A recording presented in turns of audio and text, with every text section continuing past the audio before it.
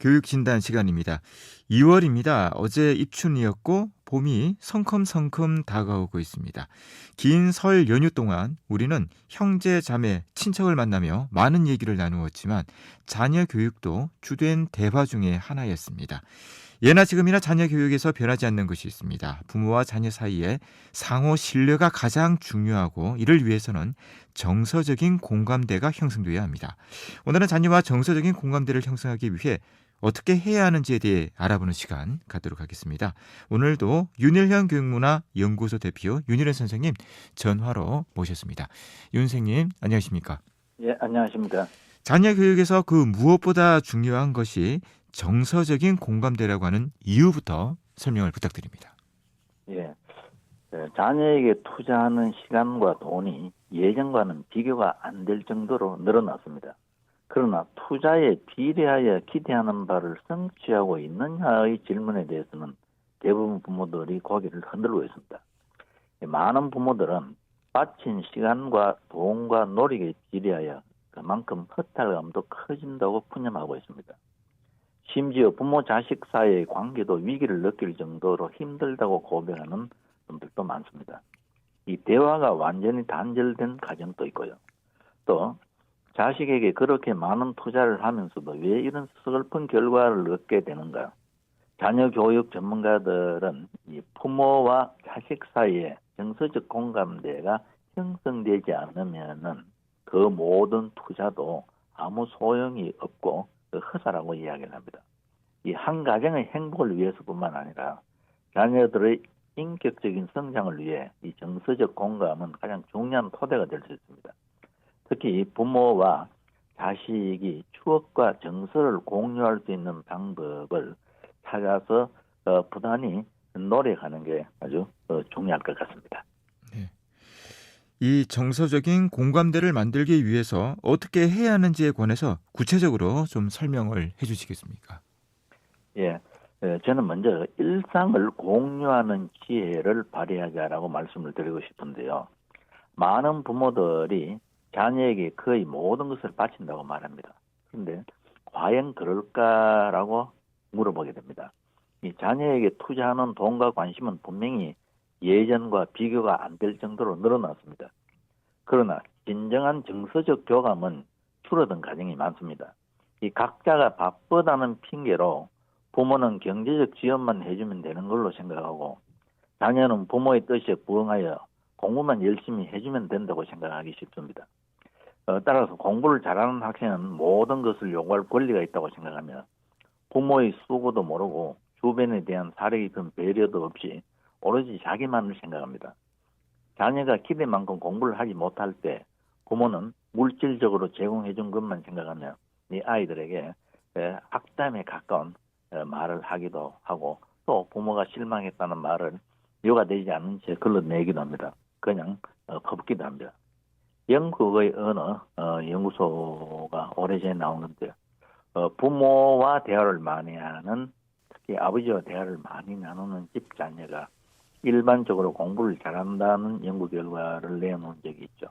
많은 부모들은 자녀의 교육은 물론이고 정신적, 정서적 성장과 관계되는 일들도 가정 밖에 맡겨버리는 경향이 많습니다. 특히 요즘은 가정에서 가정교육이 담당해야 될 부분도 밖으로 그냥 맡겨버리는 경우가 많죠. 요즘은 학원이 자녀의 학습은 물론이고 생활까지도 담당하는 경우가 많습니다. 모든 것을 돈으로 해결하고 모든 것을 남의 손에 맡기는 것은 어리석은 일입니다. 한 가족이 함께 살아간다는 것은 무엇을 의미하는가? 공부를 떠나 부모, 자식 간의 원만한 관계를 유지하기 위해서는 비록 짧은 시간이라 할지라도 정서적으로 공유하는 이벤트가 많아야 합니다. 다양한 가족 이벤트는 공유할 수 있는 추억거리를 만들어주며 서로를 이해하고 사랑하게 해줍니다. 부모와 자녀가 육체적, 정서적 공감대를 형성하기 위해 특별한 계획이 필요한 경우는 드뭅니다. 앞서 말씀드린 대로 일상적으로 일상생활 속에서 정서적 공감대를 찾는 것이 가장 중요하고 또 그것이 해답이기도 합니다. 그래서 몇 가지 구체적 사례를 들어보면 자연 속에서 자녀와 함께 할 때 많은 것이 이 정서적 공감대뿐만 아니라 여러 가지 공유되는 경험을 통해 아이들이 배우는 일이 많습니다. 그래서 우리가 이제 어제 입춘이 지났고 또 봄이 옵니다. 이제부터 들이나 산에서는 순차적으로 들꽃이 피게 되는데요. 이때 적어도 한 달에 한 번 정도는 부모 자녀가 함께 야외로 나가서 이 스킨십을 하며 자연 속에서 자연과 대화를 나누고 또 부모와 대화를 나누고 이렇게 자연 속에서 어떤 부모와 같이 활동을 할 때 아이들의 그 정서적 발달 그리고 정서적 안정, 부모와의 관계 이런 것은 아주 우리가 그냥 일상적으로 생각하는 이상의 효과가 있다고 이야기를 합니다. 그래서 특히 요즘은 이 아파트에서 생활하는 가구가 많은데 이 날이 풀리면서 좀 더 야외 활동을 늘려서 아이들과 같이 생활하는 시간이 많으면 좋겠습니다. 그리고 야외 활동과 함께 부모 자녀가 책과 함께하는 시간을 많이 가지면 좋겠습니다. 그래서 요즘은 그냥 천에 늘어진 것이 책이지만 사실 이 책을 선정해서 자녀에게 읽힌다는 것은 굉장히 어렵습니다. 그래서 부모와 함께 주기적으로 오프라인 매장에 가서 직접 책을 뽑아서 읽어도 보고 구매하는 이런 활동이 좀 더 신중하게 어떤 책을 읽는 훈련을 하는 그 과정이 될 수 있다. 이 점을 우리 부모님들께서 한번 생각해 보시고 적어도 한 달에 한 번 정도는 부모와 직접 서점에 가서 책을 고르는 그런 활동도 지적 활동뿐만 아니라 우리가 지금 이야기하는 이 자녀와의 정서적 공감대에서도 가장 필요한 그런 부분이 될 수 있다는 것도 한번 생각해 보시면 좋겠습니다. 무엇보다 일상 속에서 정서적 공감대를 찾는 것이 가장 중요하다고 말씀을 하셨습니다.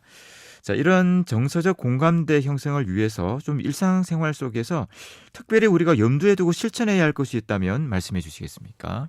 예, 저는 오늘 다른 것보다도 어떤 거 특별히 시간을 내고 또 돈을 들여서 이 자녀와 정서적 공감대를 형성하기 위해 어떤 그 활동을 하는 것도 의미가 있지만 사실은 일상생활 속에서가 가장 중요하기 때문에 저는 온 가족이 모여서 함께 식사하는 시간을 한 달에 한 2번 정도는 아니면 한 번이라도 왜냐하면 엄마나 아빠의 직장 사정에 따라서 같이 저녁을 먹을 수 있는 경우도 있고 그렇지 않는 경우도 있습니다.